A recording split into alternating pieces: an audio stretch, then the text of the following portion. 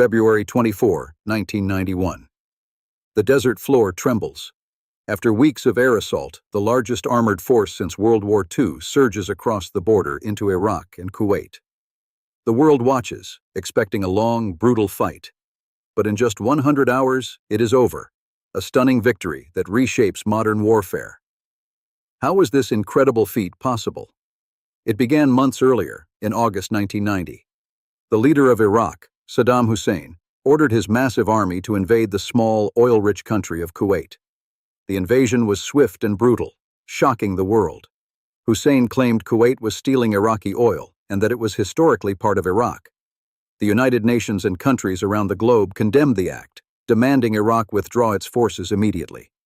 In response, an incredible global team was formed. Led by United States President George H.W. Bush, this coalition of 35 countries began Operation Desert Shield.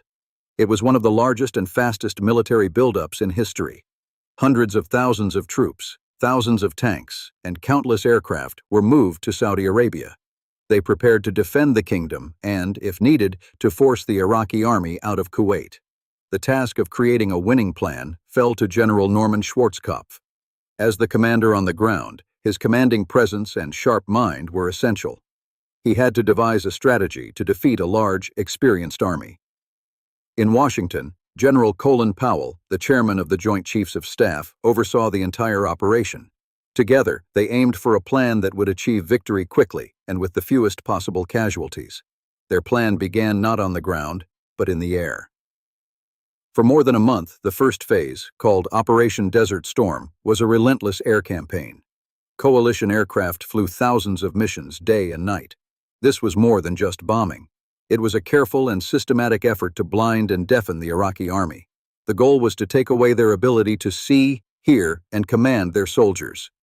Targets included command centers, cutting off leaders from their troops. They struck communication lines so soldiers could not talk to each other. They destroyed radar sites and air defenses, making the skies safe for coalition planes and leaving the Iraqi army isolated and vulnerable on the ground. But the true genius of the coalition plan was not in its overwhelming power, but in its clever deception. The Iraqi army had built a huge wall of defenses along the border with Kuwait. They piled up giant walls of sand, laid millions of mines, and dug in their tanks, expecting a direct, head-on fight. To make sure the Iraqis kept looking in that direction, the coalition put on a great show. United States Marines in ships offshore practiced for a beach landing, day after day. This made the Iraqi commanders certain the main attack would come from the sea and across the border, right where they were strongest. This clever trick worked perfectly. The Iraqi army stared out at the sea and at the border, waiting for an attack that was never the real plan. They had been fooled into looking the wrong way, keeping their best soldiers and tanks locked in place, defending a ghost. While the enemy was distracted, the real plan was set in motion. It was a bold and massive move, a history-making maneuver known as the left hook. Secretly, under the cover of the vast desert, hundreds of thousands of coalition troops and thousands of armored vehicles moved far to the west, deep into the empty sands of Saudi Arabia. The goal of the left hook was to avoid a direct fight altogether. Instead of crashing into the enemy's strongest defenses, the plan was to swing around them in a wide, sweeping arc. This would be a flanking maneuver on a giant scale, attacking the enemy from the side and from behind, where they were weakest and least expected it. The ground war begins. The first challenge is the massive line of defenses the Iraqis built. Coalition forces reached the giant sand walls, minefields, and trenches that were thought to be an unbreakable barrier. The sound of powerful engines fills the air as the first wave of the assault pushes forward. There is no hesitation. Specialized combat engineers lead the way. They use powerful plows mounted on the front of their tanks to tear through the sand walls, carving wide lanes for the thousands of vehicles following behind them. They clear paths through deadly minefields with speed and courage, opening the door into Kuwait. Now, the left hook lands. With the enemy's attention fixed on the border breaches, the main coalition force storms across the open desert to the west. The United States 7 Corps and the U-8 Airborne Corps race forward, moving faster than anyone thought possible. They meet almost no one. The Iraqi High Command is completely stunned. Reports flood in of a massive enemy army appearing deep behind their lines, in a place they thought was safe. They were not being attacked from the front, They were being surrounded. The trap had been sprung. In a single, brilliant stroke, the entire Iraqi defense plan had been made useless. Their strong front line was now irrelevant. The coalition's armored columns were now free to drive deep into enemy territory, cutting off supplies and surrounding the very forces that were supposed to be unbeatable. The turning point was not just a single fight, but a masterful move that decided the war before the largest battles even began.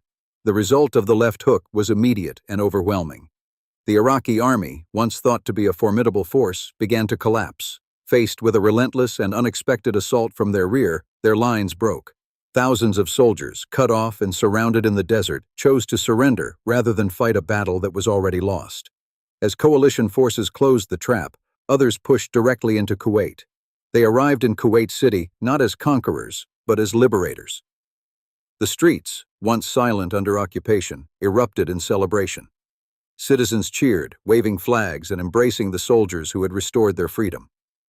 The relief and joy were powerful signs that the primary mission was a success. After exactly 100 hours of ground combat, the fighting was ordered to stop. The speed and success of the operation had been so complete that a longer campaign was not needed. The main goals had been achieved. Kuwait was free, and the Iraqi army was no longer a threat to its neighbors. The outcome was one of the most one-sided victories in modern military history. The coalition's plan, a masterpiece of deception, speed, and overwhelming force, had worked perfectly. It showed the world what could be accomplished when many nations worked together with a clear and common purpose. The Gulf War left a deep mark on the world. It was seen as a powerful display of American military planning and advanced technology. Stealth fighters, smart bombs, and satellite navigation were no longer ideas from the future. They were proven tools of modern warfare.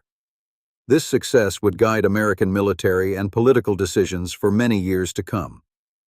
The conflict also shaped how the United States viewed its role in the world. The quick victory created a new confidence in using military power to protect international laws and allies. This confidence would influence foreign policy and decisions about when and where to intervene in conflicts for decades. Beyond the battlefield, the war changed how people at home experienced conflict. For the first time, news networks provided live, 24-hour coverage from the front lines. Reporters broadcasted from hotel rooftops as air raid sirens wailed, bringing the sights and sounds of war directly into living rooms around the globe. This constant stream of information created a new relationship between the public and the military. People could follow events as they happened, creating a sense of immediate connection to the conflict.